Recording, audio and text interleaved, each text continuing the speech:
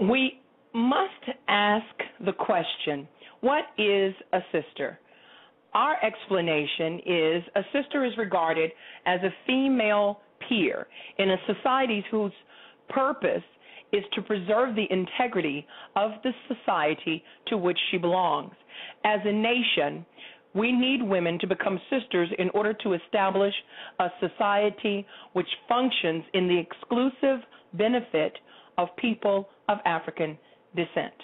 Tonight, live and uncut, author, lecturer, motivational speaker, life coach, community service advocate, and producer. She's hosted her own television show and currently available on her website, AlexisKTyler.net, where she shares her insights every week on the Vagina Power Live. She is the founder of the Center for Healing and Transformative Studies, Incorporated, a nonprofit organization that is designed to empower abused women and children. Alexis K. Tyler has recently gained worldwide attention and become an internet sensation from the clips of her television show with her mother being posted on the internet via video sharing websites and blogs.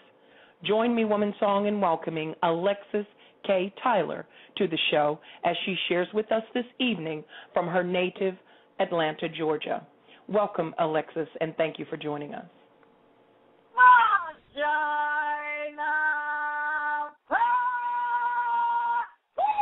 Hey, how you doing?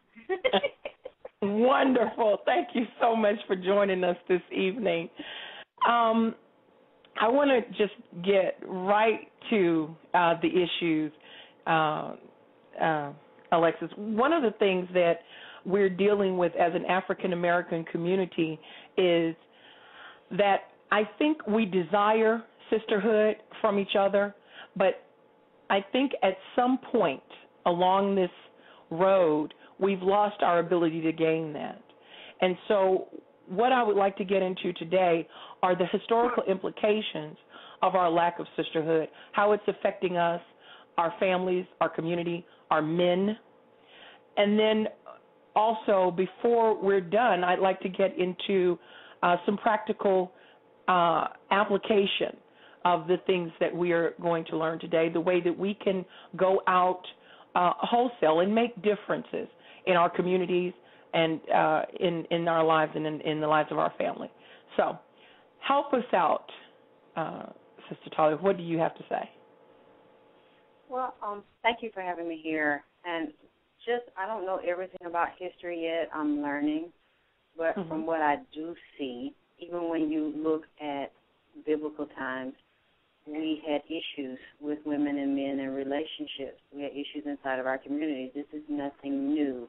So when people say, I think it's true that saying those that don't know history are doomed to repeat it, we think that it's a phenomenon, and this is something that has never happened in history. But if you study history and you look at how a lot of civilizations began and how they functioned, how the relationships between men and women and women and mothers and women and their children and their sons, and then dealing with culture and religion.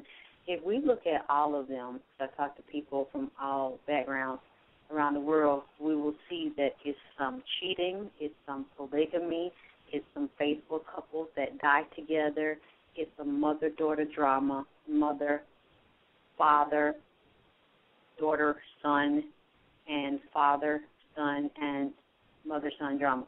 This is not anything new. And then when you look at our families, I think it's such a disrespect to the female because we are ruled naturally by females. Females rule. And even when you look at Kemet, we were ruling. And I haven't gotten this book yet or read it, but there was a very powerful voodoo priestess. I think it's a book called The Sybil, where she's sharing that we are naturally from matriarchal society, and that the men were so angry that the women ruled black men, that they actually attacked the women, they assaulted the women, and they helped to set up slavery. They helped white men to come in and enslave our civilizations and bring the women down because they could not rule over the women and they could not bring the women down. We weren't abusing or degrading the men, but the men were so jealous of us and our power that they did not want the feminine in power. Okay. And I'm learning that, and I'm seeing that many of these things are not new, and many of us are from different tribes, just like a lot of black people or so-called black people will say to me, we don't like each other, we fight, and we don't get along because it's the white man, it's the dirty cracker, that's what's going on here. But no, that's not true. They're saying, well, the blacker you are and the more nappy your hair is, it's more close to 9 ether, and you're more spiritual, so black people don't fight. They're naturally peaceful people until the white folks came along. Well, no, we know that's not true because you saw different African tribes fight each other and not get along just because they all had melanin or different degrees of melanin reflected in their skin or because that's your culture. No, all of us, it's just like I have girlfriends that are Iranian, that are Ethiopian, different parts of, they're still Africa. They're still African, but yet when me and her talk, we don't have the same culture. We don't have the same food.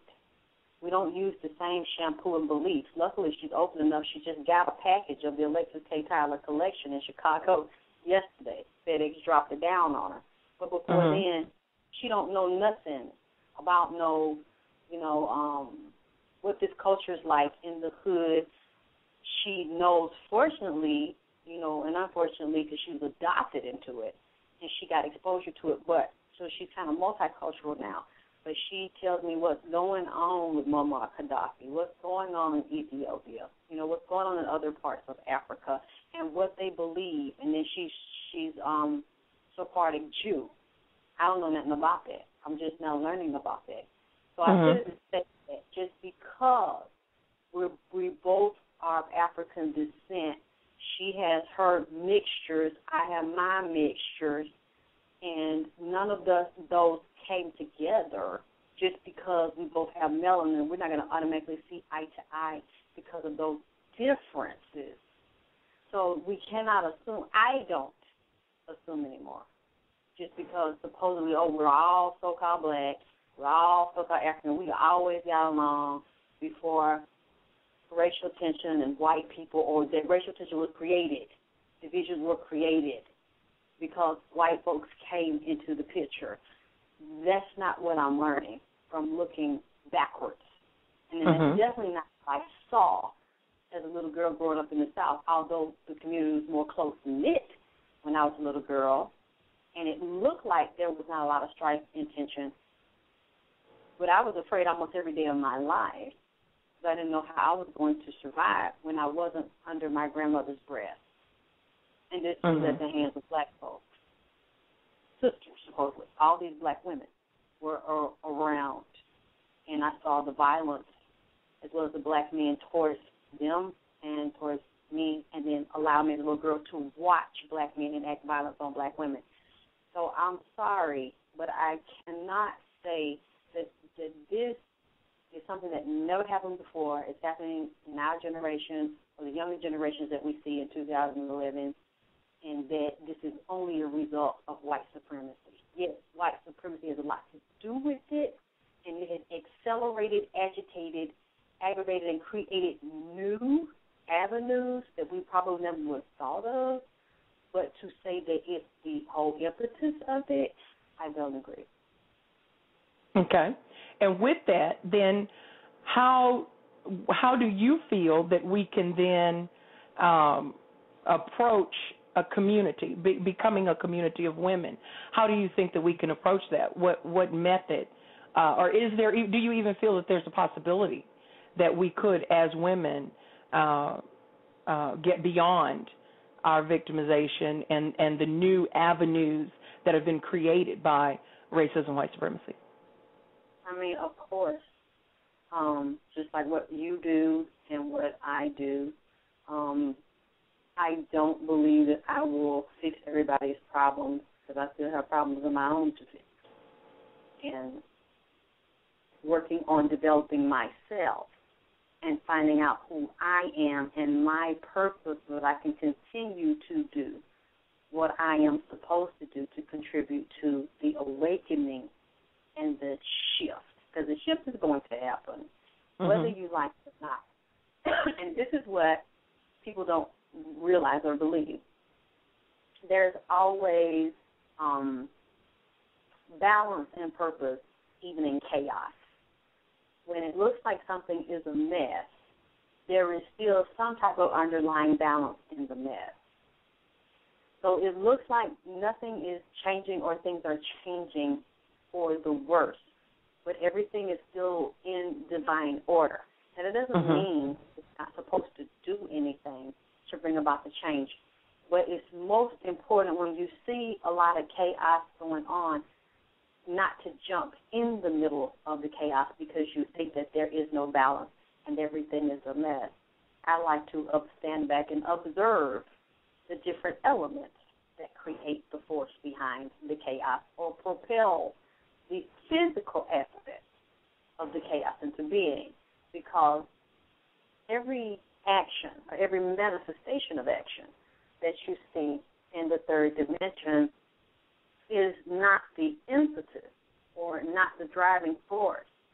It did not activate it. It is only a result of the energetic activation of the chaos that you cannot see. So you only get cut up and fucked up by trying to get in the middle of some bullshit, some dumb shit. So I'll put it there. You basically see a world tornado. You think I'm finna be foolish enough to fuck with Mother Nature and jump in the middle of a goddamn tornado? So yeah, I'm gonna jump in it. Vagina power. When she got a bigger pussy than me and a more powerful womb than me, I can't fuck with it. So I like to stand back and say, what is the source of it? What are the elements and the weather, the temperature, and the conditions that brought this crazy bitch into being right here? Because she get ready to fuck up some shit. And a lot of times the most vicious forms are the females. Just listen to them. They'll give them a name. They'll tell you which one coming through, like Hurricane Katrina. So when that is going on and you're saying, okay, what can we do to fix this? That may not be your role. To fix black women as a whole, nobody can do that. I don't think so. Nobody that I can't name them, because that's not what you're supposed to do. What you're supposed to do is fix yourself and to balance yourself and realize what's your role in the piece of the puzzle. Because you cannot fix the entire puzzle, but you have your role as the piece of the puzzle.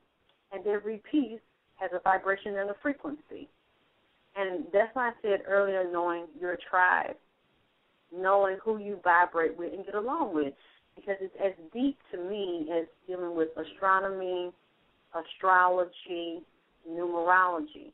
When you're dealing with your clan, they speak a certain language, and everybody moving in that clan, whether they agree to be in that clan or not, through birth, or once you were born into it, you don't like it, but then you get subjugated by the rules and beliefs of the clan, and many times you become prostituted or enslaved by the beliefs of the clan, like if you can't help yourself, if you're a child or you're retarded or something, you're just afraid to move.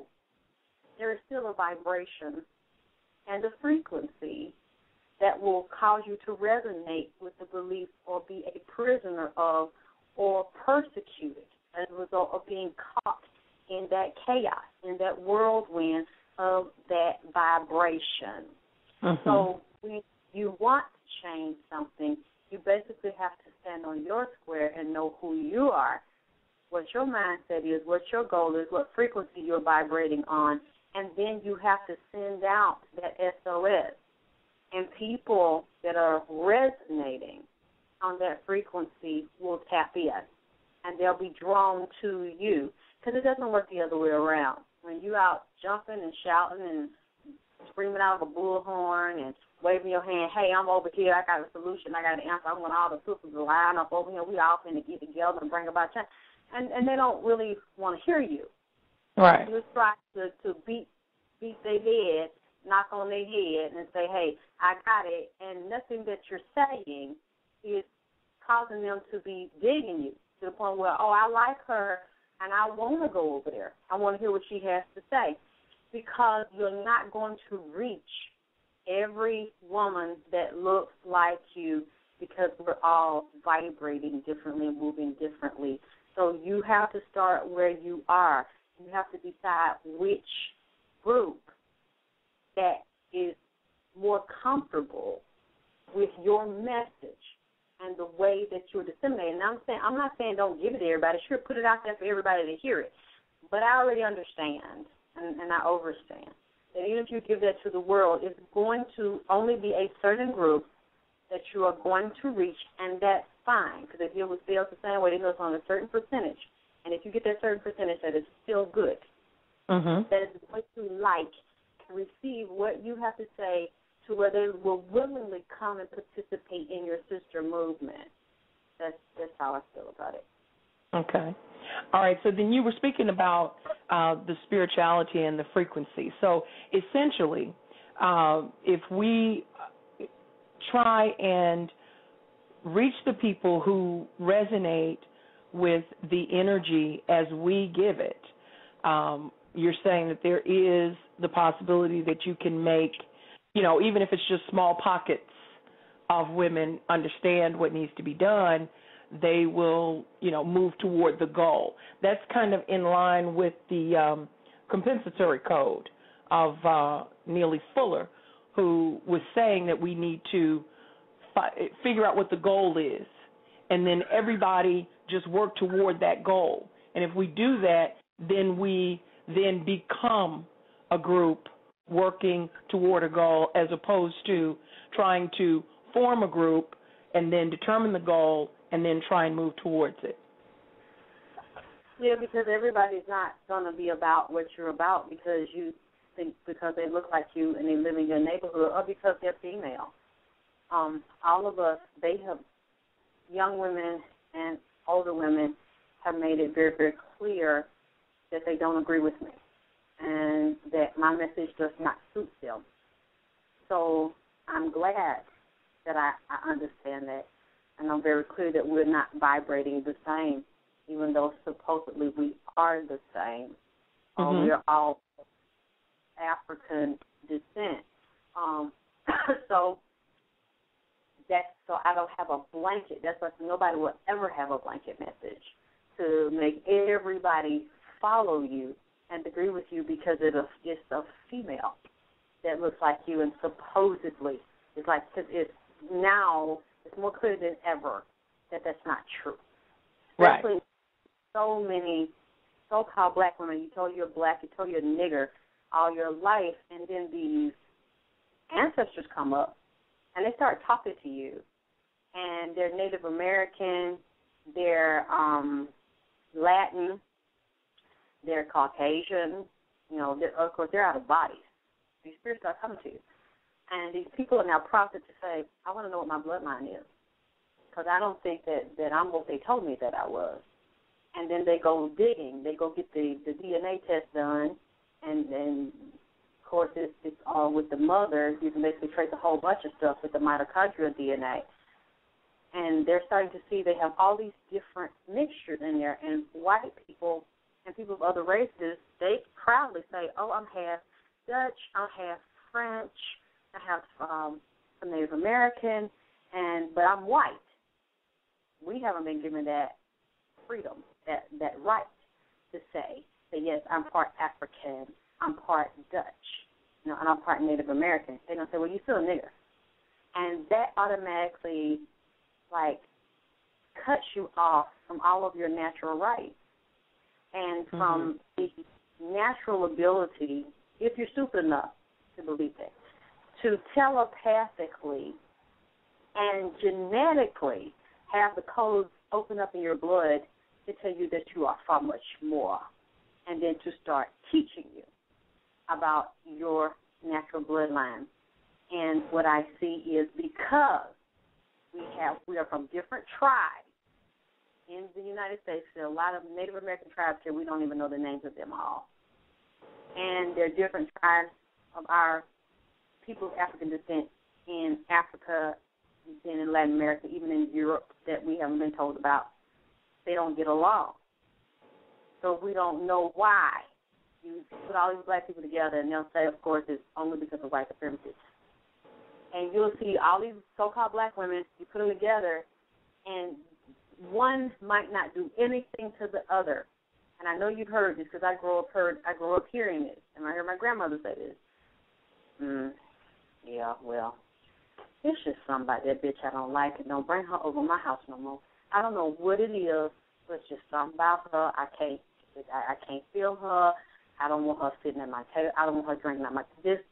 Just keep out my sight. I only want to stand on my porch, knocking on the door, asking, can you come outside? Mm-hmm. Then my grandmother was right. She said, didn't I tell you, it was just somebody, that hoe I didn't like.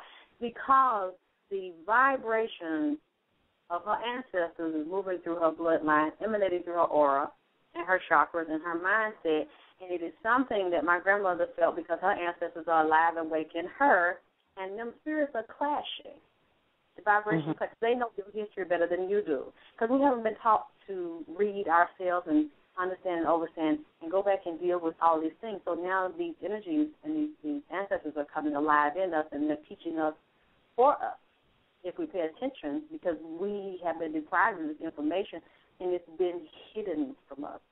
So when I see this going on, I see it occurring with different people, and I see it occurring within myself, then it's real easy to understand now and to get a spiritual image of what's going on. Those different beings are at odds with each other, either conflict with each other, or then you meet someone and you don't know why, and it's usually some past life or reincarnation that you bond with that person. You feel like that's your sister, like somebody you knew before.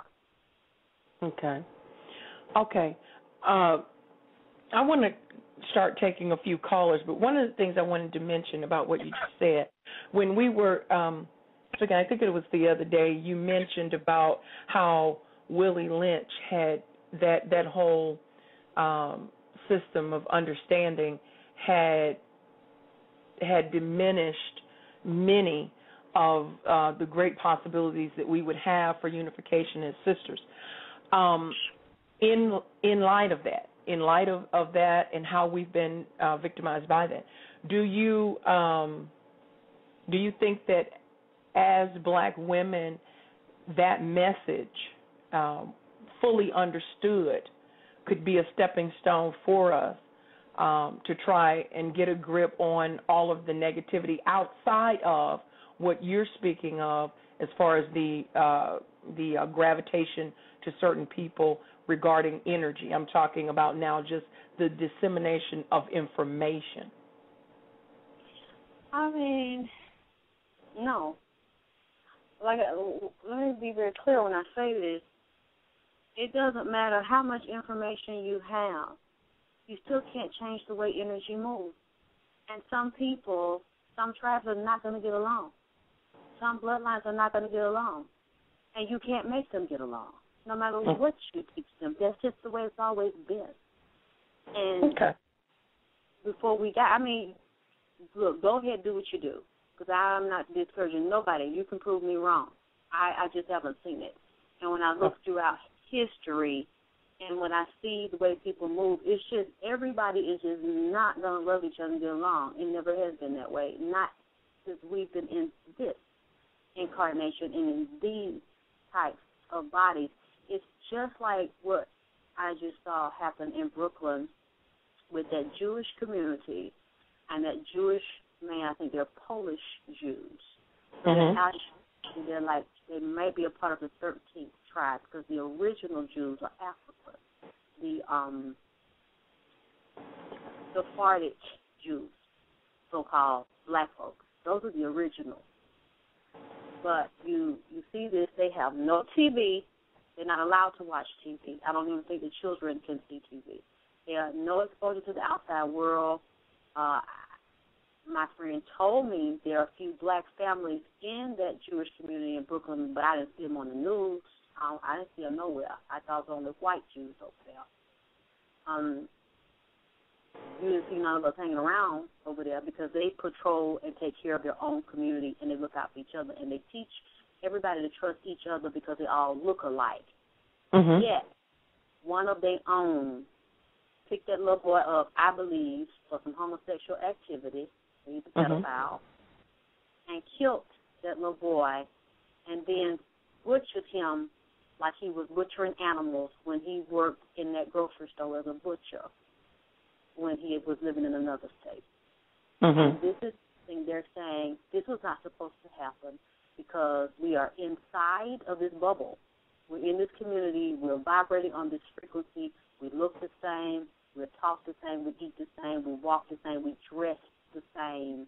And this has been the tradition for hundreds, maybe thousands of years. And yet they could not detect that the frequency was off and this was a fucking truth. Or somebody had said last year and they didn't want to address it. And this same man had tried to get an 11-year-old little boy in the car, driving up and down around the neighborhood, and nobody was focusing on him because he looked like them. And they tried. So 11-year-old boy to come get in the car with me. The little boy got a sense that this was probably a damn dick sucker looking for an opportunity. So the little boy acted like he was going one way and dodged one another and told he got away. So there was 2 or 3 times, and they weren't paying attention to this. So I basically said that to say that for what that's my view. But if you can prove me wrong, please do and let me know. Now, what I see with this Willie Lynch shit, this is something that did not start with Willie Lynch. Y'all want to get this white man credit, but he got this from the Asians, and I'm sure they got it from us. Because when you go back to the Library of Alexandria, in Kemet, what white folks call Egypt, you have astronomy, astrology, you have the first positions, and these were not white Egyptians. Because white folks are trying to say that blacks were not there, and if they were there as slaves under the instruction of whites. It is not possible for white people to have created the Egyptian civilization when we are older than them. And the first woman that they found that now is older than Lucy, millions of years older than Lucy, is a black one. It's just not possible that they could be our mother. We are their mother. So all of this science, even dealing with MK Ultra, which is trauma-based mind control, that comes from us as well. Tarot, martial arts, all these higher levels of technology that we're not even exposed to, our ancestors had this. So if you go and do your research, I didn't know I should have gotten that to show you. I'll look for it and email it to you. Okay. Come up with the Willie Lynch psychology of comparing apples and oranges, basically comparing differences and discrediting, tearing down people on differences instead of building them up and helping them to complement each other and embrace each other, come together and build a more powerful community based on the differences. Not only do I see white folks doing it, and we think they're the masters of it, but subliminally, we are the masters of it. We are better than them at it, but the knowledge has been hidden, so we don't know that we operate on this level every day. I'm sure you could probably remember. It's just like I remember when I was a little girl in the projects with my grandmother, and I remember Richard Nixon. I think he was in office, and they were dealing with Watergate. And then I think after that came Jimmy Carter. Excuse me. My grandmother was not very educated, as far as books and she's very intuitive. We were standing out in the yard, and she was talking to some of her friends in the project, and I remember her saying that I think they started agreeing with her, too, that Richard Nixon, they knew he was guilty. All they did was watch the TV screen. And if you look at black people now, with the exception of Barack Obama, you usually can't fool them too much. Now they see, that he's not what they thought, but we have a deep ability, and it's unfortunate that we have lost that because we chose subliminally to consent to it.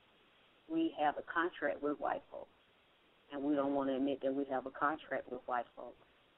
And we'll say they impose themselves on us through white supremacy. And we can't do nothing about it, and we can't shake it. But white people know that we are more powerful than them, and it is more people of color on the planet than it is a so-called white person. But yet we have subliminally made a contract for them to put us in hell. And a lot of these black folks think that they got to die to go to a heaven or die to go to a hell.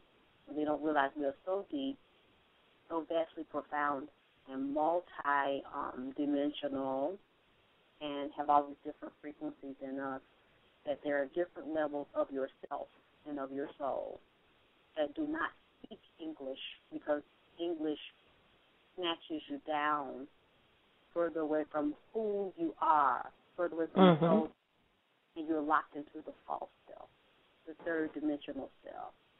So that is a shell, and it really does not exist. And then it's, by the time we hear in this shell, it's so fucked up. You really don't know who you are. You know who you think you are. And you basically, when you can't tell me you're in your right mind. When you get up every day to an alarm clock, which is unnatural, and you don't know what time it is unless you look at a clock. Right. Hot coffee, some bacon and eggs, some grits and cheese and shit, or damn croissant, or damn latte with extra damn whipped cream on it, and you work a 9 to 5, and you wear clothes that they tell you to wear, and you are a fashion name brand slut, and you whatever, you don't feel good about yourself unless you wear a certain name, and you're happy, and you drive a certain, and you live, that's not normal, because you didn't make that decision. That was imposed on you, and you subliminally have a contract to exist, subsist, co-subsist in that reality. So it's the same thing with the Willie Lynch agreement.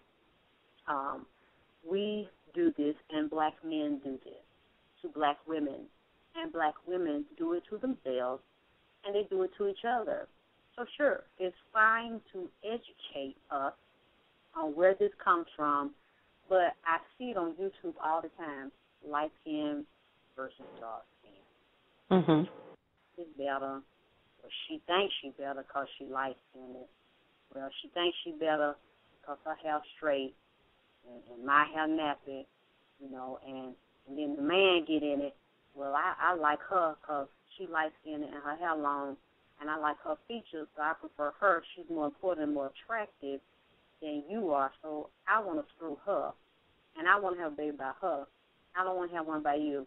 Then the women internalize that shit, take that shit out on other women that look like what that man finds appealing or more attractive because of the lighter skin or the different texture of hair or her appearance or her effect on him or her effect on his ass.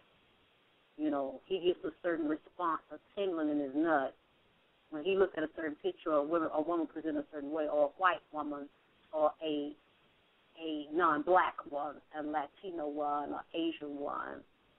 And we blame all of this on Willie Lynch when, yes, our men have a problem as well. So I said to say, sure, it's okay. Educate them about the Willie Lynch and the lighter and the dark skin, and then I see the younger women and the older women battling for me. And that's something that I will not participate in. But I see older women now fucking these young boys. I'm talking about fucking teenagers, fucking them in their 20s, fucking them in their 30s, and the women in their teens and 20s is fucking the boys in their teens and 20s. And they are attacking the older women about the young boys, so they going to out-fuck each other. They going to show who can out-fuck, who can out-suck. Some of these younger men like older women, especially the ones that are still got themselves together, still attractive, and got a certain energy about them where they feel like they can fuck. because they got time and wisdom on their side, and they got a little age on them, so they a little more, like fine wine with the shit. But they slut. They sucking dicks and taking names just like these damn teenage and 20-year-old girls. It's a damn disgrace. So you see the different levels of this shit, not just with the color issue and the hair. Now they done got it in the age. Well, which one better? Because this is younger, so she got to be better, and she got to be pretty and smarter because she's younger.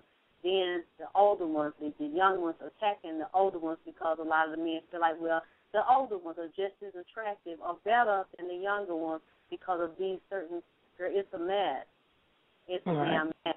What makes me feel bad about it, definitely why I would not participate in this kind of thing, is because a older woman to me, at least that's how I carry myself, is supposed to be a way shower and a teacher and an elder now.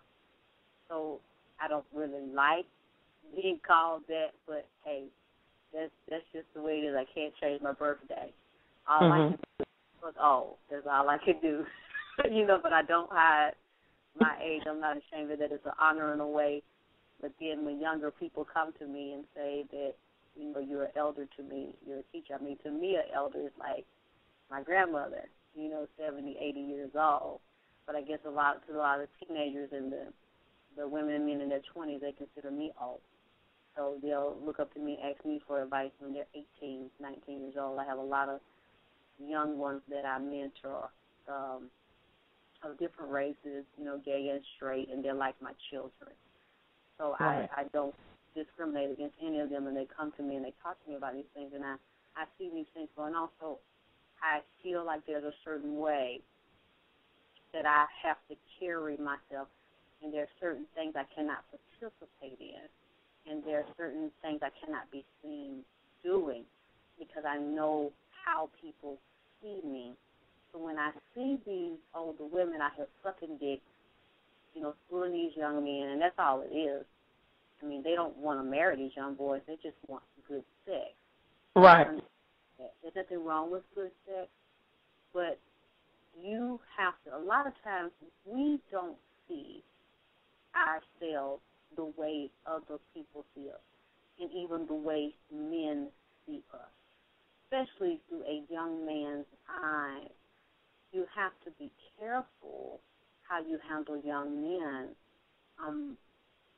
especially if you're sleeping with them, because I understand, and I think a lot of us don't, and I see this, I overstand, that I have, they might not feel like I do, they do, but I have a responsibility to handle a young man in a certain way because I might be a sex object to him, even though I'm older. But still I realize that I am much older than him subliminally because women are older than men, and women are spiritually and psychically older than men. So whether they treat us that way or not, I get a lot of opposition even these conscious circles from men, and men dominate those circles and want to keep me out of the circles. But I know intuitively that I am their mother and I am their teacher. They cannot lead me because I can learn from men. I'm not saying that. They can protect me, they can teach me things, but they cannot lead me. Because if I am in touch with my God self and my goddess self, I intuitively know what to do at all times if I do not panic and if I do not feel powerless.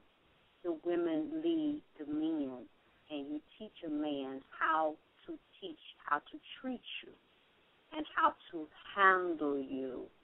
So we mess up when it comes to handling our sons, when it comes to handling a man that we screw.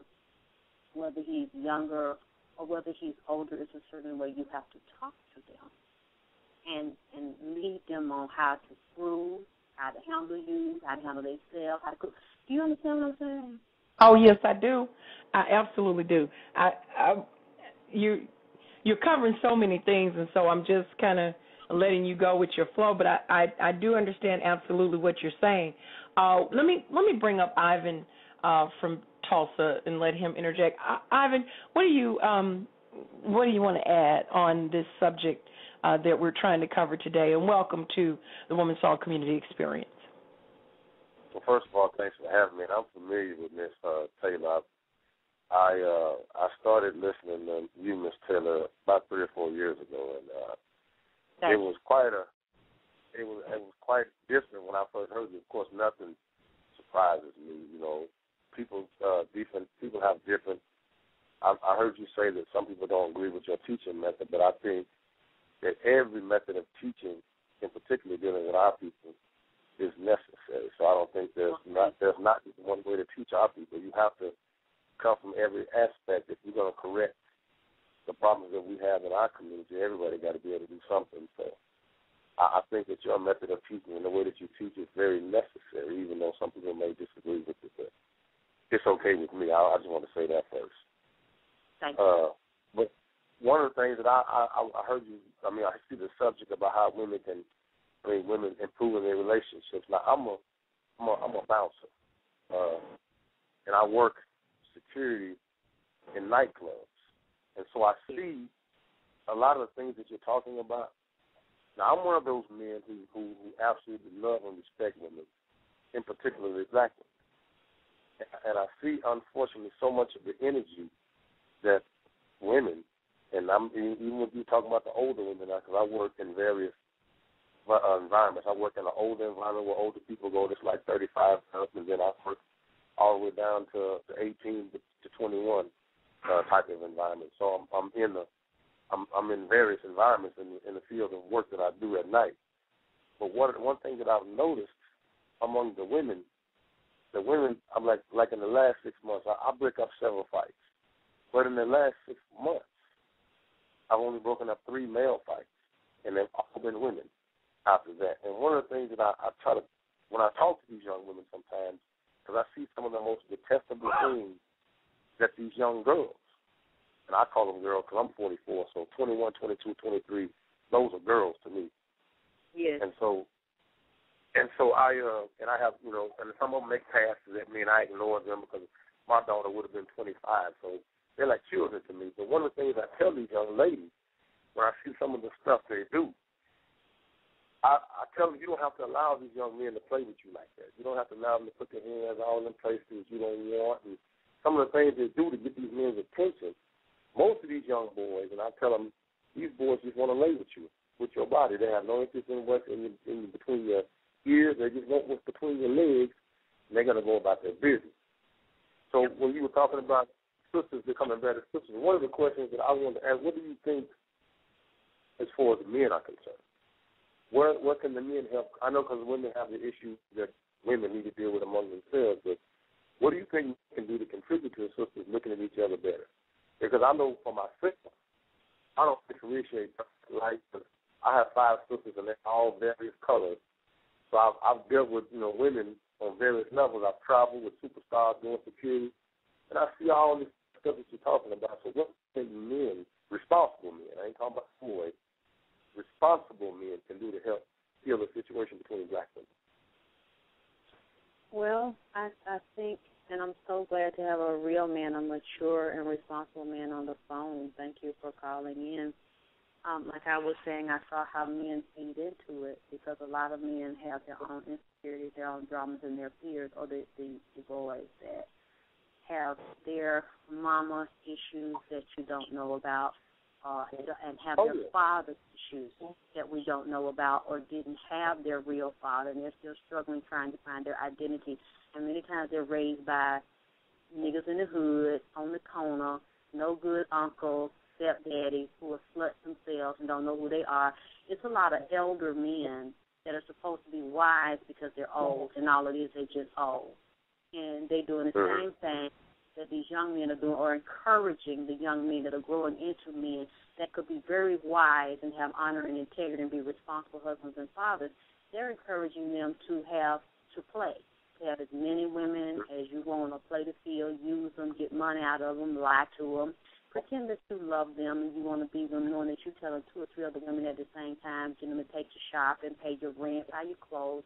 I'm seeing a lot of this, and then I look on YouTube and I hear the rap songs. Well, we just fucking, we ain't going steady. So and then the men start to adopt this idea, and now the women are just as filthy. Well, a lot of them always have been. It's just more coming out now. They're just as filthy as men. They slutting themselves around, and they're having one-nighters feel like, well, if he can do it, I can do it better. So you have a whole generation that has no honor, no integrity, no accountability, no responsibility, and they refuse to use a condom and use abortion as birth control. And from what they're telling me, that women in the club pregnant, you can see she's pregnant because the baby is well formed or fully developed. She's 7, 8 months pregnant, dancing in the club, and while they're dancing, they're cursing the child inside them, saying, I can't wait till Monday comes so I can get this shit up out of me. Or they tell people they have a tumor, they have a medical problem, no regard for life. And if these women have no respect for their life that's inside of them, they're basically rotten, and they have no respect for themselves. So we see a degradation of the so-called black woman, or the mind of a woman. She's dead. She's the only role model that she is, or the only blueprint. And I was saying, now she can't give me the black print of who I am, the true source of the God source of my melanin. She can give me a blueprint that basically leads to death and to hell, because any woman like that is out of her mind. That shows me what type of blueprint of sperm that has been ejaculating in her. Because if she's that filthy and she's that rotten and dead inside, then she had to lay down and play with a co-creator of that depth, of that level of hell. Somebody ejaculated in her that same type of information. Because if she was a higher vibration goddess and God, she would never carry her body like that and disrespect that life. So basically, these types of men and women, I don't even hang around them. I would have nothing to do with them. And the types of men that would honor me, somebody that I would consider sleeping with and having a relationship with, those types of men, I don't see them out here on the street very much, but maybe they're like you. They work and they go home. They observe, they study, and they go home. And they don't engage women like me. But for that type of men, I know they're out here and they say the same things that I say, but they need to start grooming these young men and actually dropping their ego to the point where they listen to women like me, and other women tell us what we see, and we're looking for God. We're goddesses, and we know that. And there's certain things we don't do, we don't eat, we don't go, and we don't screw. So we know there's a certain type of God man that we want to meet so we can continue to activate him, and he can continue to activate us. Because that type of man that would not get involved in this Willie Lynch type of mentality with these women and then perpetuate it in the minds of these women would have to do what you do, observe it, see the problem, see the sources of it, and now the women are perpetuating this and have created this, and it's emanating out of their cells. We cannot completely blame white folks for this no more, because now our women are doing this, and we're giving birth to little girls that are doing this. So when the men see this, I feel that the men need to gather other men of like mind that you see have the potential to be great and start to teach them what you see and what you know, and say, you see that type of woman? If you want to clean her up, you can.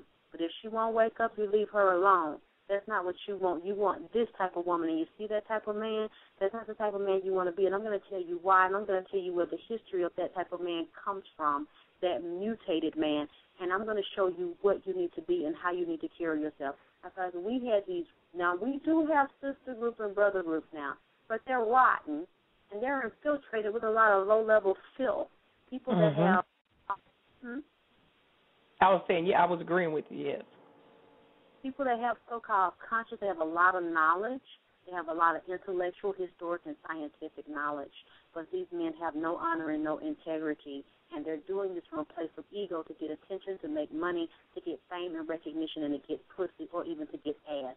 Because a lot of these so-called spiritual and conscious men are undercover bisexuals or gay altogether, and they hate women. They wish they had a vagina. This is what I'm seeing going on with these conscious men. Now I already know about the preachers because my mother's a preacher, and I have a lot of preachers in my family, so I grew up seeing them do everything. This Eddie Long thing, that ain't nothing new. I saw that 20 years ago. I was just trying out because we've been knowing in Atlanta about the little boys, and it's not just Eddie Long. Most flamboyant, charismatic preachers are gay or they're bisexual and they're pedophiles. Now, a lot of homosexuals say, well, Alexis, why are you saying that? Because you're saying that a homosexual is a pedophile, and a homosexual and a pedophile are two different things. To me, it's not. Because if you're a man and you like screwing men, you're a homosexual because you're engaging in sex with the same sex. If you're a man and you like to target little boys and screw them in the butt and bust their butthole open until they bleed, yes, you're a pedophile because you're having sex with a child, but it is a boy child, so you're still having a same-sex relationship that is still perverted. It's just not with an adult male. So you're a pedophile and you're a homosexual. And most of the preachers, the deacons, the choir directors, and the teachers, I'm telling you, this is not something I heard. Because I grew up down here. I'm in the Bible Belt, and that's all I saw. Preachers, and I had to go to church almost every day of my fucking life. From the time that I was a little kid to the time my mother threw me out in the cold when I was 19 years old. This is what I saw. I saw choir directors secretly meeting my cousin outside the house and grown people respecting him at church because he got to leave the choir. My cousin's like 12, 13 years old. He was begging him to go off with him so he can fuck him in his butt. And, I forgot to mention, and then he goes back home to his wife and his two kids. So, okay. So now, all right. Well, let's go. Thank you so much for calling us. Let's go to Indy. Indy, you're live. Welcome. What do you have to say? Hi. I would just like to say it's a pleasure to speak with you, Mrs. Taylor. Definitely a pleasure that you're on the show. My comment is that I am a person that believes highly that white supremacy is the main factor on why women are not getting along with each other, black women especially. And me, I do dabble in history, in African history, and even in current events, we see that black women of different tribes, of different areas, they are able to get along with each other, with all the drama going on in the Congo, basically mid-Africa, Libya.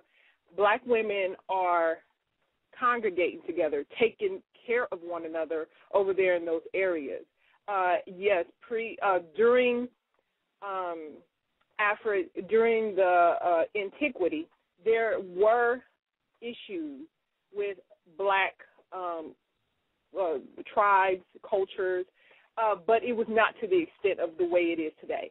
If you go to places like Nigeria, where there is a hand of white supremacy over that area, that is where you see the deep hatred within black women, where they're fighting each other, they're disliking each other. But if you go to the remote areas of Africa, there's more love for one another. There's not this hate and this prostituting themselves and doing all these low energy things that you have spoken of. I do believe there is a difference between when white man, because Willie Lynch is just, to me, one device of white supremacy. There is a multitude of devices. This is multi-dimensional and multi-level attack amongst black people. And most of the information that we do receive up to today has been tainted by the Arabs and by white, the Greeks and the Romans. And So because of that, we have this distorted view on how our relationships were. But I see even within now, even looking at the news, how black women over there that are basically starving, taking each other's children. They're working together. They're going to these small villages and they're feeding multitudes of women are coming together, trying to work together to feed multitudes of families and children. So I do believe it is a difference, and white supremacy has a lot to do with what we're going through here as black women. And I do agree with you that we can't reach everybody. We can't reach all women. We just have to bond with the women that share or care to share the same energies. So I do believe that. It's just that we need to focus. I believe that I, as a person that, believes in psychology and how it works, we need to focus on not so much of the current, how can I put it? Not so much of the, the effect, but the cause. And that's the way I see it. But I do, and I'm not saying what you're saying is not on point. What I'm saying, though, is that I just see that white supremacy is a big factor in why we're acting a certain way and why we're doing all these low-level things and why we're having sex with different men and getting drunk and don't care about and fucking young boys and, teenagers and getting caught in closets doing crazy stuff. I mean, it's just, I just believe that. So that's my comment.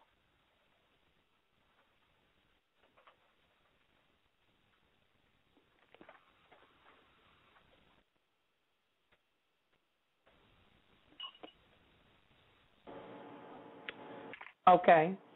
Thank you, Indy, for sharing that with us. I'm sorry, there was some kind of issue, technical difficulty. All right. Our next caller is Perry.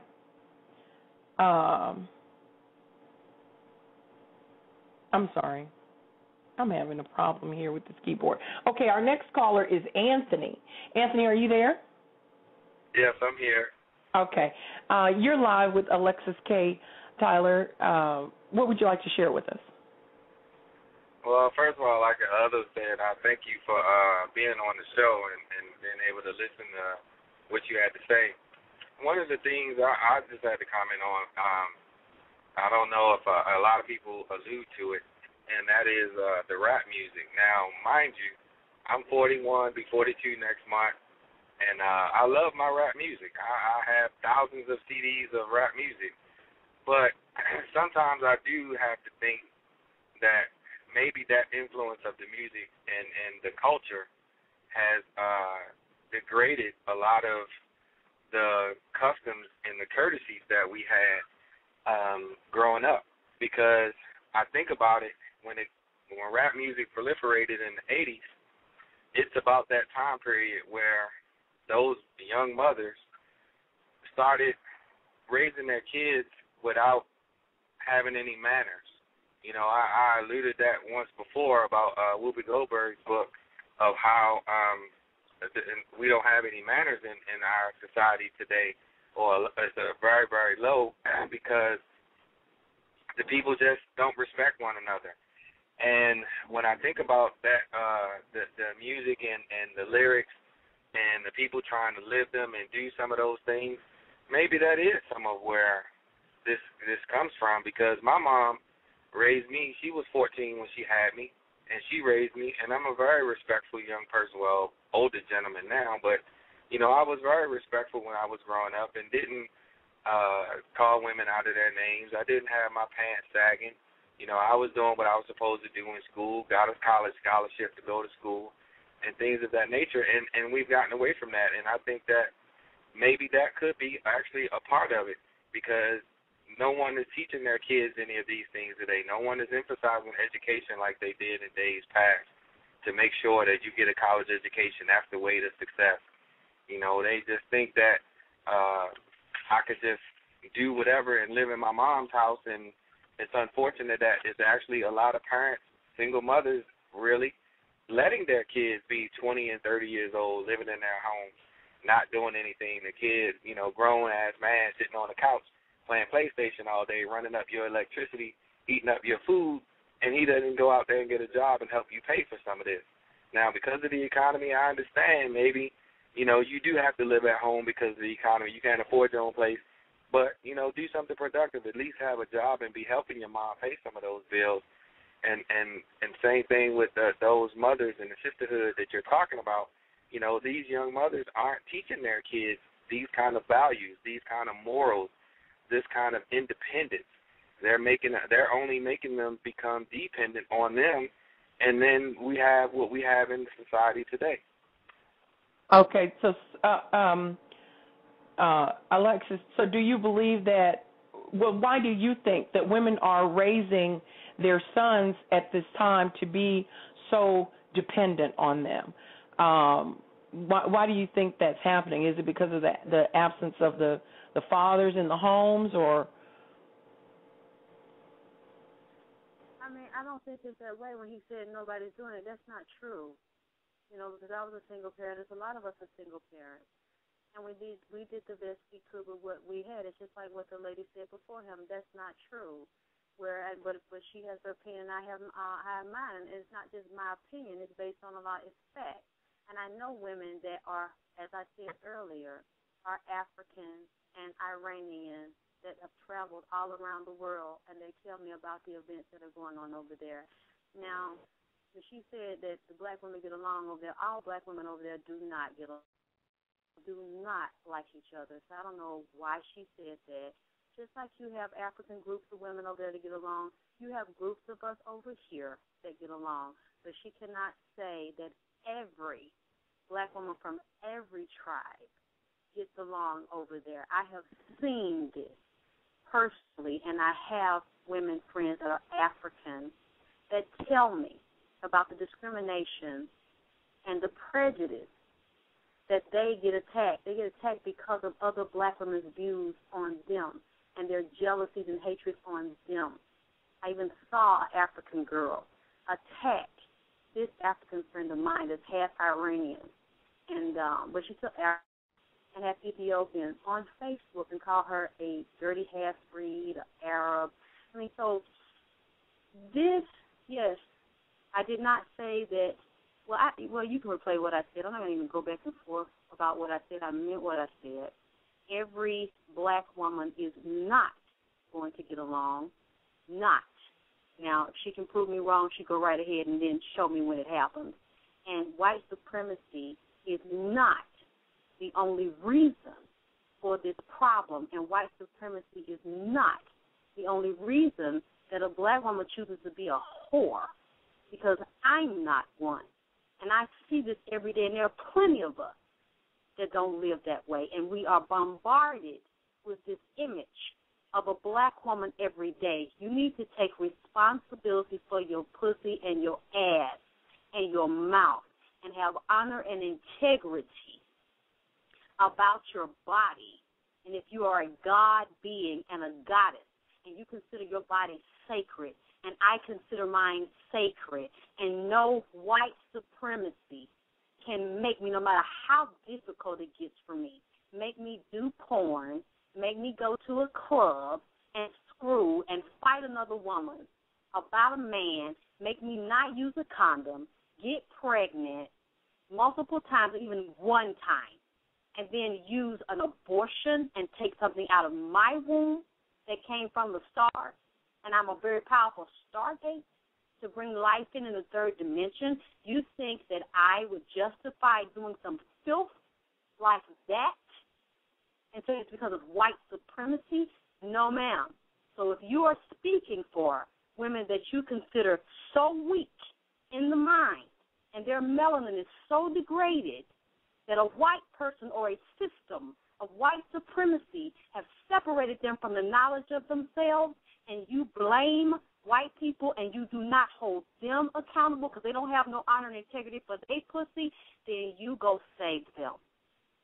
So are you saying, wait a minute, I'm trying to understand, are you then saying that the situation that we're in, all of these decisions, all of the decisions that you just named, all of those decisions, we're making those just because you're saying we were going to make them anyway? We're not affected by the circumstances that we've been placed in here? I don't make those decisions. And I live in the same white supremacy system that this girl was just speaking of. Right. I understand that. So I didn't say we were going to make those decisions anyway because I never made them. Okay, right. So, no. I meant. No, I don't like that shit. I don't like it because I'm sick of people always trying to say that we don't know no better and that you do your ass reckless and you're promiscuous because it's white folks' problem. Now, I know we're under a system of white supremacy, but I don't live like that, and it's a lot of black women, young and old. Okay, I'm just trying to clarify. You're saying that for example, before white supremacy, there were still whores, and that white supremacy, that white supremacy is not the excuse for you being a whore. That's what I said. They was hoes anyway. Okay, but from what this girl is saying, it gave me the impression that, it really wasn't that way. These black women can't help themselves, and I'm sorry, but I don't believe in victims. Now, yes, if it's a little kid that's been raped and abused, she can't help that, he can't help that. And a lot of our boys are homosexual because they've been molested as little kids, or they've been raped, or men have been raped in prison and outside of prison. That's been imposed on you, and it's very difficult for a lot of our men and boys to overcome that. And a lot of them become porn stars and whores because they have been raped and molested at home, or other people have had with them. I understand that. But all these women that are doing these things have not been raped or molested in any type of way. A lot of these men have not. And even though I see the influence, since we live in a white supremacist society, you are still responsible for your emotions. You are still responsible for your thoughts, and it is still your responsibility to overcome your ignorance and get educated and gravitate towards people that can open your eyes and show you what is going on, the systematic oppression and slavery of your people. No, we cannot overthrow them in a day or even a few years. But you can still do what you can to stand in honor and integrity and make yourself a model, and then to reach out and teach the ones that are willing to be taught by you. But I am sorry. I am not going to sit here and say that every black woman that decides to be a whore and that gets abortions, don't use condoms, don't use no form of birth control, fight other women about men, molest little boys, screw little girls, have group sex. They out their mind, and they cannot use good judgment or sound reason, all because of white supremacy. Right. Okay, got you. I just wanted to clarify what it was that you were saying. Hold on. We're going to take a quick break. We need to share some information.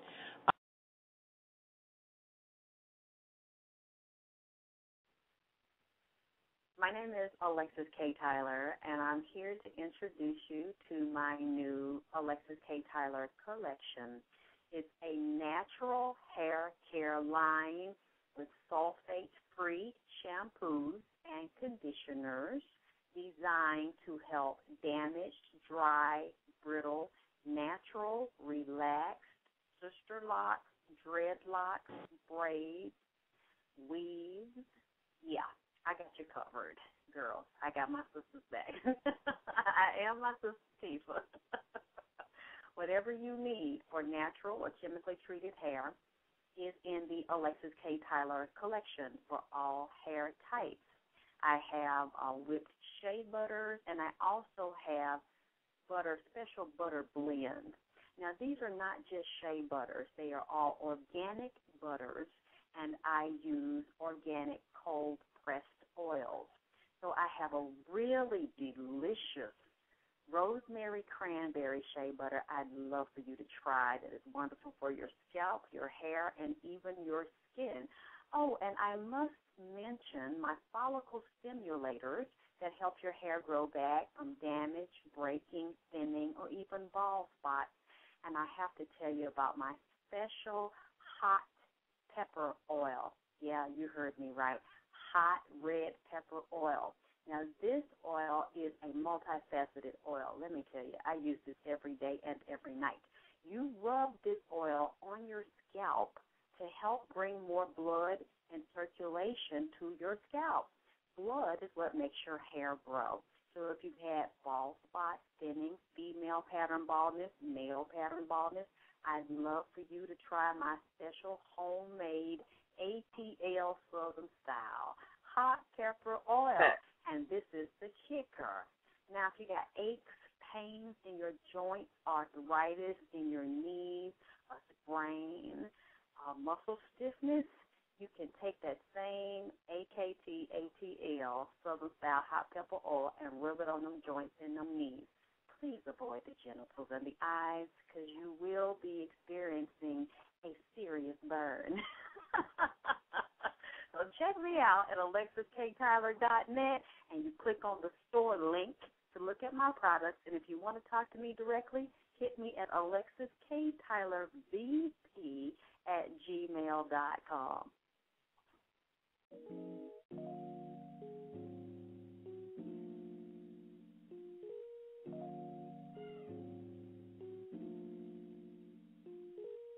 Beautiful black woman. Beautiful black woman, your beauty is suppressed by none. Your sensuous splendor is like the shining sun. Your wondrous ways come from your soul, which no man may hope to control. Beautiful black woman, you are the guiding hope of our people. Your mind maintains your glorious power. Beautiful black woman, your spirit is like a shining church tower, which points the way to heaven above and which seeks to find true love. Beautiful black woman, you are the guiding hope of our people. Your time is like a precious commodity. Your ebony will is strong and free. So take your precious time and your determined will and use them both to emphasize what you really feel. Beautiful black woman, in you lies our future. Written by Vernon J. Davis, Jr., author of Love is the Beautiful Black Woman. Thanks for joining us. Be sure to check us out on Facebook at www.facebook.com/womansong. Follow us on Twitter at womansong. You can also join us on our Get Fit community forum at womansong.org. I want to take the time to thank our co-admins, our members, and our listeners for making the Woman Song community so beautiful. Thanks for all that you do, and we will do what many think can't be done.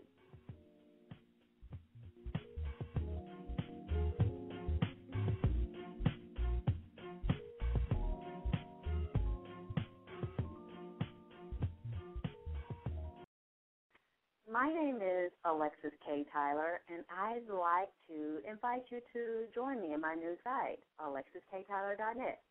Now, for all of you that don't know me, and I know this might sound a little bit weird, but I talk about vagina power. Yeah, that's right, the power of the vagina, spiritual sexuality. Oh, penis power, too. I talk about blending and mastering the power of the masculine and feminine energy for first self-respect and empowerment in healing little girl and little boy trauma, issues, and wounds, and then bringing them together to have beautiful, powerful, strong relationships. I also have a monthly Think and Grow Rich class through the site and a live show once a week that you can see snippets of. Okay, I went on and gave you the whole thing. You can check it out on the front page of alexiskttyler.net. Now, for you all that just want to check me out, that are not familiar with me, there's a free side. The front side is free, and you can go into the store links for free, and you can even send me emails and messages. Now, for those who are ready to get down and dirty and deal with our issues, our little girl traumas, and tell the truth about our mama-daddy issues, well, that's when you go to the private VIP membership side, and you get to speak to me live, one-on-one, every week for our special Think and Grow Rich class. Now, people don't realize it. They think that money is about going to school and working hard. Well, no, I'm here to tell you that if you have a mama and a daddy issue, an old resolved conflict, and you're lying to yourself, it's going to affect your bottom line. Yeah, it can actually cause you to lose money out of your wallet. I'm going to show you how these things tie into each other and show you how to become a strong, brilliant, empowered, beautiful woman that you never knew was always there when you look in the mirror every day. So if you're interested, come visit AlexisKTyler.net, or you can contact me directly with your questions and comments at AlexisKTylerVP@gmail.com. I'll see you in Vagina Power. Welcome back. Thank you so much, everyone, for joining us, and for Alexis K. Tyler for taking some time out to share with the Women's Song community this Sunday evening. Before the break, we were talking about many things, some of which were the men were calling in wanting to know what it is that they could do to assist us ladies in becoming the community that we need to advance ourselves. Alexis also spoke about the advent of white supremacy not being the end-all and be-all of the decisions that we're making, and that many of the decisions that we've made were made prior to white supremacy. But I also think that the advent of our current condition under racism, white supremacy, has aided in the rampant condition that we see today among so many of our women that she was speaking of before. One of the things I wanted to get into, though, before we run out of time, we have several callers waiting. Ivan, in particular, he accidentally was disconnected, so I want to give him a chance to come up, and then we have Charles and others that are waiting. One of the things I want to get into before we go back to our callers is, do you have any suggestions for us when we're talking about skill sets that we need as women? You cover on your website and in your webinars and in different lectures about our condition and how we are lacking in many ways with the tools that we need to be cohesive and complete as women individually and then to collectively. I think your approach is that we have to repair ourselves individually before we can collectively be a greater and formidable force. What are some of those things, Alexis, Tyler, that you see in the work that you do that we are lacking, and that we need to go out and try and get the information that we need to better ourselves? Everything. We need to be in 360 degrees of vagina power and penis power and sperm power. We have to master every level of our existence. So when I talk about vagina power or penis power, I am not just talking about sex, and I'm not just talking about spirituality. And all of us do not have the same degree and level of sexuality, spirituality. We need banking and finance, economics, science, medicine, health, agriculture, learning how to eat properly, having resources to food and farmland, and learning how to irrigate it and how to raise and eat our own food and to eat healthy food, and to learn what our bodies need and what types of food we should and should not have based on our body type, based on our genealogy and our blood type. We definitely, I don't know of many, we don't have our own bank, we don't have our own currency. We are not producing, not only students, the types of students to go into these fields that I mentioned, but we are not producing the things that we need as a whole. Our real estate ownership as a whole is very low in the United States, talking about individual homes. We don't own the communities that we live in. We don't own the warehouses and manufacturing plants that we buy things from. The main resources, the things that we use, we do not manufacture them, nor do we have the capital or access to them, even with beauty supply stores and beauty supply products, as well as our food and our waters and our medicines. And we don't even read like we should. We don't even know what type of medicines that we are consuming. We don't even know how these diseases impact our bodies or where they come from or how to treat them naturally or with pharmaceuticals, because we don't have people in those areas that are coming back and educating us or setting up the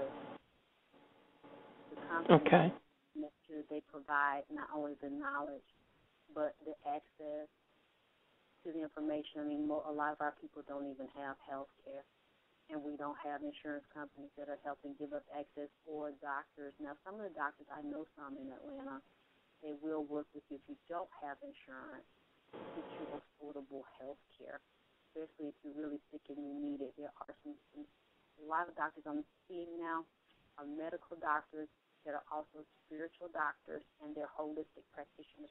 They're combining energy medicine with the traditional medical system that's really designed to kill people, not to heal them, especially people of color. So that is what I'm seeing is a lot of our issues, things that we need to get individually, and we need to bring together and offer to our people. Okay. All right. Let's go back to Ivan. He was accidentally, he lost his connection, so I want to give him a chance to finish up his point. Ivan, you're live for this. Go ahead. Well, yeah, one of the things that I add, when we're talking about the condition of our people, and particularly with our women, being a man, one of the things that I've learned, I have a very wise mother. My mother just turned 70 years old on the 13th. And so one of the things that I've been afforded the ability to have is a woman in my life that doesn't pull any punches when it comes to speaking truth. And so what I learned growing up, my mother was, no matter how bad my father treated her, my father was terrible in treating my mother the way a woman should be treated. But one of the things that I learned, how I began to learn how to value women, is my mother remained a woman of integrity. No matter how bad she got treated, she never allowed another man to think that he had a chance with her as a result of the bad treatment of my father. And, sometimes as men, we see a woman getting, and so we'll try to pounce on that, thinking that she might be so weak that she'll come his direction. So my point is this: as men, one of the things I think we could contribute, because you have so many young women that are out of control, that we don't bite into the madness. When they come to you with it, you treat them with the respect that they deserve, and even though they don't know it. Because I had a young lady one time, and I purposely did it. She had half her breast out and half her behind out. And so I stared at her for a long period of time until she got angry and said, "What the hell are you looking at?" I said, "Your ass and your titties," because, excuse my language, I'm just keeping it real. I said, "Your ass and your titties," because you got them out. And so when I said that, she stopped and startled her. We begin to have a conversation. She had never had a man say anything to her in such a way. So when I seen her again, she was dressed properly. She wasn't showing all her extremities. And one of the things that she said, she really appreciated the fact that I took the time. Now, I went to the extreme, of course, but that I took the time to say something and talk about her value as a woman. So I think that men, responsible men who really understand the value of women, that we don't allow ourselves, because I've seen some good men, responsible men, allow themselves to get caught up in the web of a woman that's out of control. So I think that when we stay in control, I think we'll force women to look at themselves differently. And a lot of the fighting that go on among women, when they value themselves, they're not threatened by the beauty of another woman. If you were what Alexis said or Miss Taylor said was very true. Women are fighting over men, because I witnessed it. I had to take a woman down last week, pulled out a knife in the club. Don't know how she got in there with it, but I had to take her down like she was a dude. Of a girl over a man that had two other women in the club outside of her. That's the kind of thing that I think is very important. That responsible men need to treat women with respect even when they don't know they deserve it. And I think that would help a lot, too. And, of course, there's so much more to it, but I think that's an area where men play a major, major part in making women understand that you are more valuable than just your breast, lips, and hips. And if we don't bite into it, then they think that's all they're worth. Right. I agree. Ivan, Alexis, Tyler, is there anything you'd like to add to that, what Ivan was sharing with us? I think that was perfect what he said. Like I had said earlier, I do not participate in that type of activity. If it's a man and I see him like that, I'm going to leave him where I found him. If I start to deal, this is a bad sign. I noticed this in my past. I might talk to a man that I like. Next thing I know, it's women coming out the woodwork want to email me about him or call me, and I'm wondering how the hell they got my number. You want to call me to tell me that that's your man and that you're with him. He's seeing this one, he's seeing that one, and then the women want to fight me about it. I don't participate in that. That tells me obviously the man that is confused, very immature and young, don't know what he's going to do, so you want to fuck everybody. And then the women that you're fucking, see, basically you need to look at women that deal with men, and if you have a conversation with them and you see how they respond, like that one pulled a knife, the man that's dealing with her is a fool. She's stupid, and he obviously playing her, making a fool out of her in the short term. But in the long run, he's a fool because she's going to bring death and destruction to him and embarrassment to him because this is a fool and an idiot that he's dealing with. She can't work out her issues with him, and she can't control him, so she going to jump on women in the club about him. And like he said, she was jumping on one when there's two more in there. And once she jump on them, he going to get him some more. So wherever he go, because he ain't ready to commit to her dumb ass. And I don't blame him because she's an idiot. So I wouldn't believe. But when I see women coming to me about a man, and now you want to fight me about him, basically I'm not going to talk to either one of you because that tells me this man has very low discernment and discretion in the type of women that he screws. And the women that he's screwing have character flaws. So that tells me he has character flaws too. And he's screwing little girls. Because when you are a grown, and I'm not talking about your age either, that tells me they've got to be chronologically young, mentally, emotionally, spiritually young, dumb, and full of this nigga's cum. That's what it is. He's shooting off them. Their mind ain't right. His ain't right about them. Because if it was, he'd be married to him or committed, and you wouldn't feel a nigga need to go through the nigga's phone and get his phone number and then try to tie me up in the shit. I see this happening to a lot of women. And the wrong thing a woman needs to do under those circumstances when a woman confronts you about a nigga is to argue back and forth with her, play phone tag with her, play email tag with her, well, bitch this, well, now, bitch that. Go back and forth. When you are in vagina power and a stupid motherfucker come to you like that, the best thing for you to do is withdraw all judgment and emotion. Do not jump in the water. Don't dive in that pool with that fool and go back and forth with her because that ain't nothing but a damn mess and you living with a low-level beast. That's what you fucking with. And they're going to tie you in to this drama that they got going that's been going because you ain't the first one they did it to.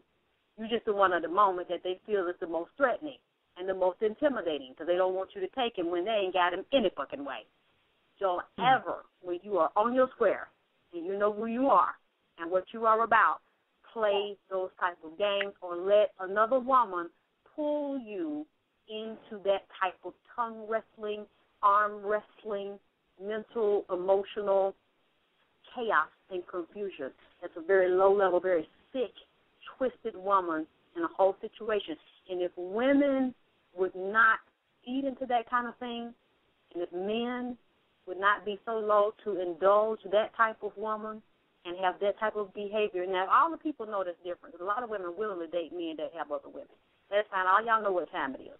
But when these other types of games of people not being honest, we would attract higher vibration men and higher vibration women together, the ones that will respect each other and that are supposed to be each other. We won't be mismatched and have a lot of divorces and a lot of relationships ending as quicker than they began if we spot this kind of shit going on and spot that low vibration and a person's got a retarded mind like that, and we stop feeding that, stop giving it energy. Okay. All right. Thank you, Ivan, for calling us. I appreciate it, Alexis. That was some good information. Catherine, you are live on with the Women's Song Community Experience. What do you have to say? Yes, I would like to speak with Alexis about the women getting along in Africa. I have lived in Africa for many years, traveled around the continent, and what that other caller may have seen was multiple wives that lived in the household, and they were getting along. And she felt that there were other people. She said something about if they've been war or some type of conflict, and the women were helping each other, I think, in the conflict and helping with each other's children. It wasn't just like marriages. It was some type of trouble. Okay. Well, I misunderstood her because I know it does happen that you have women that polygamy is going on. You may have 5 or 6 wives and children. Yeah, that is true, too. A lot of it's going on here. A lot of it's going on here, and there are black women here that want to do that. So I'm aware of that, but I still say that all of us from all tribes and all cultures are not going to get along. No, that's true. Women are not going to get along. I agree with you on that issue. I don't know what where this problem stems, whether it's not knowing yourself or whether you are not really compassionate about your sisters, because I'm the type that I'm compassionate about my sisters, although I may have problems with them. Right. But you have to reach a happy medium with them and try and teach them the better way to go. Sometimes they listen and sometimes they don't. However, we have to find a way that we have to reach each other because we are being lost. Women as a whole is lost. I have listened to this program for over an hour, and many of the things that has been said all stems to women have lost self-respect for themselves. They have low self-esteem, and those two things there will destroy any individual. All right. Okay, so I'm sorry, go ahead. No, you go on. I was going to ask you then, Catherine, do you think that there are certain skill sets that we can equip ourselves with? Because I appreciate your understanding our circumstance, but and also what Alexis Tyler was sharing with us that everybody's not going to get along. But then where is the group that will, and how can we make that happen? I feel that if we organize women groups and start teaching women how to live with one another, what not to take personal, and how to lift themselves through education, through entrepreneurship. I'm a product of I'm a single mother. And I had 2 children that I raised. Both of them are grown, both of them very productive. And my children, when I was growing up, I listened to the older women. They taught me.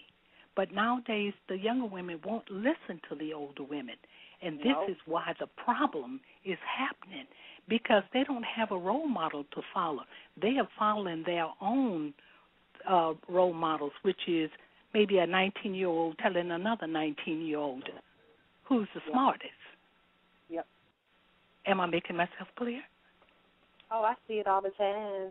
Unfortunately, like I was saying earlier, a lot of the young people come to me, and I didn't have that. So that's a lot of the reason, too, why you see the rebellion, why some of us will not listen to certain elders, because those elders have led us astray, and they have lied to them. You have to realize, too, a lot of those young people are in pain, and I know because they talk to me. They'll talk to me a lot of times, and they won't talk to their mama. Things they tell me. Why? Because a lot of these women have let their boyfriends screw them, put their penis in their mouth by the time they're 10, 11 years old. And this is not, these situations now are not where the mother didn't know. This was prostitution. A lot of these black women are prostituting their boy and the girl. They want a man so bad. These are situations. So this one girl I'm talking to now, we've been talking almost a year. Her mother's in prison for got a 40-year sentence. So there's the boyfriend, and the mama was a preacher, going to church every day, counseling other people's children, and they loving this woman to death. The mama go home, wrestle her daughter down. She was bigger than the daughter, cussed the daughter out, competing sexually with the daughter because she wanted this man so bad, but the man wanted to screw her little girl. So the mother would get feed, meet men on the internet, different races of men, come in the house, let them rape her daughter, gang bang her daughter. And since she's a young, they like little girls. A lot of these grown men live, these women really like little girls. Screwing this little girl, and the mother is either went out to the store to let it happen, or the mother was upstairs listening, letting them have their way with her daughter. So you have a lot of these young men and young girls hate authority, go wreck cars, shoot people, do drugs, sell drugs, are very destructive. And you think it's just because they're so rebellious and disobedient, and many of them are full of so much hurt and heartbreak and rage, and they feel like no adult understands them. All of us ain't shit. All of us are wicked and rotten, and at least they ain't met no good ones because of what has been done to them by their own mama and their own father, or as a result of an absence. Because a lot of these women are sick. They're angry at the daddy done left them, they got the child raised by themselves, they don't have a lot of money, they don't have a lot of education. A lot of them are slutting in the streets, leave the girls or boys at home to raise themselves, for the community to raise them, and they get turned down on all kind of things, homosexual, little boys, sissies, because your boyfriend, his cousin, the uncle in the family, the preacher in the family that you trust, these women are selling their children to these elders. So that's one of the big problems, too, why a lot of these young people, you can't tell them nothing. If you're older, you don't know nothing to tell them, because they're not going to tell you this stuff, but they tell me. And I see that a lot of them are in pain. That's why they act like that. So some of them we can't reach. You have to let them go, and they find out the hard way because they don't want to hear nothing that we. But a few of them, a lot of them actually reach out to me, and that's how I know this stuff. That's how I see it and hear it. Alexis, I used to do substance abuse counseling for adolescents, and all of those avenues that you just mentioned, this is what was going on with the drug usage. They kept using drugs to medicate themselves, not to remember what had happened. Yes.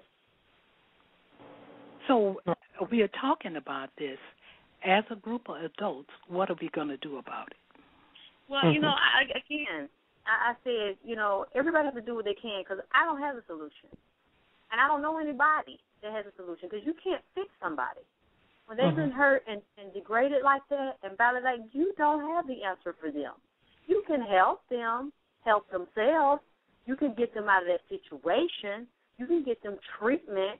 But can you completely make somebody forget what happened to them? Can you take away all their pain? No, nobody has the power to do that. All you can do is give them tools and give them resources. But to say you're going to fix the whole world and you're going to fix the whole condition, I don't know anybody that has the power to do that. The only thing I suggest, which is what I do, I start where I am, and I give it the way that I give it, and the people that are able to receive it from me, they receive that from me because they can hear it from me. A lot of people can't. As we said earlier, they don't like me, they don't like my message or the way I give it. She's too vulgar, I don't like her look, I don't like her style, whatever, you don't like me. But then some people are like, well, yes, it's a breath of fresh air. That's just what I've been waiting for. That's the group that I deal with that are willing to receive it. So everybody needs to start where they are for the group of people that are attracted to them, that will be able to receive them and your message and the way that you give it. We already have rehab centers. We already have counselors. We already have outreach programs. I mean, if you feel the need to create some more, create some more. But to say you're going to go jump in, what do we do, and you're going to fix it, I don't have that answer. I don't know how to fix it. Right. Okay, but we do need to start where we are, helping the people around us who are willing to listen. And that's what we are trying to do. Let's go to our next caller. Perry, you're live on the Women's Song Community Experience. Thank you so much for calling this evening. What do you have to share with us? Well, just after, can you hear me no problem? Yes. Okay. I don't know who I'm going to direct this to, but I've been listening for the last hour and a half, too. And the first lady I want to give this to is the one that was saying she was mentoring kids. She couldn't mentor my cat, and it's blind and deaf, because some of the things she's saying don't make no sense. I really don't even, I wouldn't want to mentor you, your cat, or your dog because you sound ignorant yourself.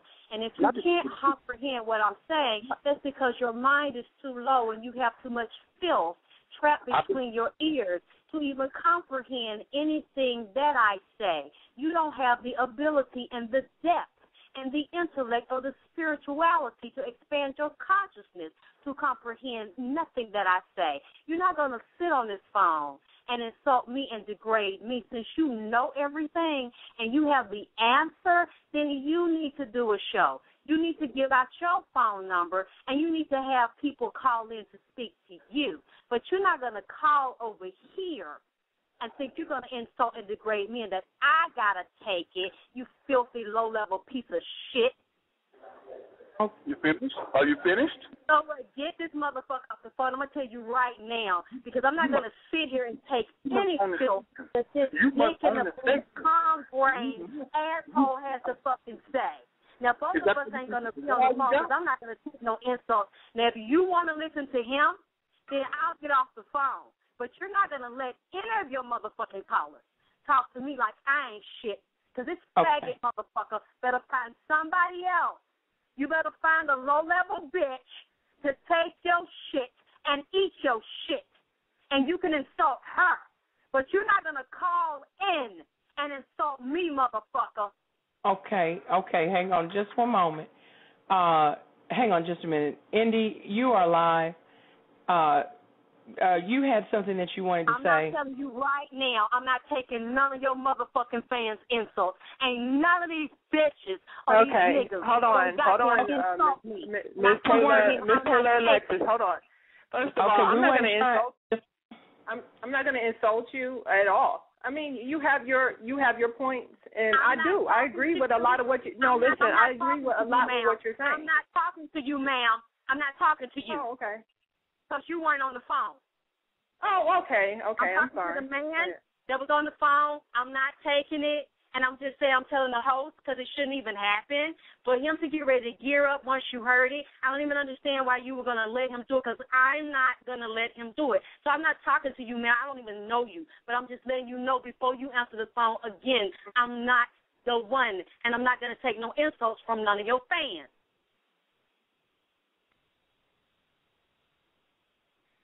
Hello? Hello? Hello? I'm here. Oh, okay. I'm sorry. Okay. Yeah, this is Indy again, and I know we were just talking about the history of everything, and what I was saying was I think it was a little bit out of context. What I was trying to say is that I do know that there were women that prostituted themselves back in those days. That's why it was biblical commandments not to commit adultery, those things like that, because people were doing those things. But what I was saying is that this society promotes those things. you know, and everywhere that white supremacy goes, it's promoted. And because it's promoted, it causes us to believe, not me, because I'm like you, I do not subscribe to that behavior. It's because I have chosen to listen and do things. But there are women out here that believe that they're not ignorant. There are men that believe that they're not ignorant. So if these people believe that they're not ignorant and they're doing these things, then how can we reach them? How can we reach them? And I look at us as a community of people. I look at us as a community of people, and I do believe, being black people, we need to look out for each other. Now, I do understand. There's some people we just going to have to leave behind. I mean, we just going to have to leave their ass to wolves, you know. And what I was saying about Africa is that there was strong repercussions for doing, you know, sexuality, hoeing yourself. You know, there were strong repercussions for doing that. So it was not, back in the antiquity, it was not as strong. It was not something that society promoted. Now, as of today, Ethiopia is totally under a new rule, okay? It's after Selassie, it's totally changed, Ethiopia. A lot of these are basically different governments, and I don't want to get deep into all the history of all of that either, but what I'm trying to say is that I believe, I'm a more communal person, and I do believe in white supremacy does have a hold, and I do believe exactly what you're saying about how we do need to take responsibility, but there are some people out here that don't understand responsibility because they feel that society is giving them the information that they need, and within themselves they feel that the responsibility is already covered. Well, so that's what I. That's exactly. Well, I also want to say, it's this man on YouTube. I think he lives in Atlanta. He's a homosexual. He dressed like a priest or a monk, where he had like a dress, you know how they wear the fabric, I don't know if that's the Roman style or Egyptian style, going over one shoulder. He's sitting in a gold chair. He do chanting. He teach about spirituality and prosperity. He said in Egypt, the homosexual man, we had homosexuality in Egypt, that's what he said, and that they were the keepers of the knowledge, and that women would come to them for knowledge and reading. So I don't know, because I've heard other scholars say we did not participate in homosexuality and boy love. The Romans did. But now these homosexuals are coming out and saying we were the true seers, and we practiced homosexuality in Egypt. Exactly, and I don't believe nothing a homosexual really says when it comes down to knowledge and understanding, in a sense, because just like there's information that that certain people do have. I mean, you cannot deny certain information that people do have. But the history tells you, in the hieroglyphics, is there anything stating that, if you look at hieroglyphics, is there anything stating that homosexual acts, anything in Nubia, Kemet, any of which is Egypt, any of those places back in antiquity, do we have any information that state that that was practiced? Now Greek, it's everywhere. You can pull up on Wikipedia somewhere or Google, and you will see all Greeks with the homosexuality, the lesbian, just all types of pedophiles. You see all of that in Greek. Homosexual horses and dogs. Right. And my whole thing is being black people and understanding our position. I don't believe in saying that we cannot do something. I believe that we say, well, let me at least get out here and do it. You know, you may understand that, some people won't be touched, but we have to, I believe that if I do go out and I do talk to talk to women that I talk to and everything, I have to understand that if I'm touching her and she's getting the vibe, then maybe she can touch another woman that I couldn't touch because she, me and her just don't share the same energy. Right. So as far as me as far as me getting every woman out here in the world, you damn right, I'm not going to get her. You know what I'm saying? But if we work as a community and talk to each other and vibe and basically build our energies together, then maybe we could get as many women as possible. And that's where I'm coming from. And that's my comment. And I didn't mean to get off into, all of that. It was just I was stating the point on I do believe white supremacy is a big factor. And it's because I look extensively at history. I really do. And it really is telling the difference between then and how things are now, especially with the African situation and with India situation. It's really a different time for all of those areas, and women and men, and how we're treating each other. So yeah, that was my comment. That's it. Yeah, but what I'm saying is what you said is a different time from what I'm seeing over there as well. I mean, a lot of this stuff isn't new. It might be more pervasive now, but it's not new. All the color issues, all the bleaching, all the discrimination, the caste system, diseases, that's been in places, where they were working on HIV in the 1800s. So I'm just saying a lot of this stuff isn't new to me that you're saying from studying history, that it's just you're acting like this is the first time that it's coming out, or this is the first time. We know everywhere they go, as far as I'm concerned, everywhere a European man goes, they bring disease, they screw the boys in the butt, bring homosexuality, and they take their land and they create another monetary system that leaves the people broke, and they kill them. So that's not new. They turn the women into whores, and they turn the boys into butt whores. So it's not new. They bring pornography. So I'm just saying, I don't understand. What am I missing? Right. Okay. Indy, were you done? Yes, I'm done. Okay. All right. We didn't even get a chance to get into the mitochondrial DNA and that whole thing, looking at empowering the African American female with some of those particular bits of information that will help us to understand our origins. Our time has run out, and that's so unfortunate because it just seems like there's so much more that we needed to talk about.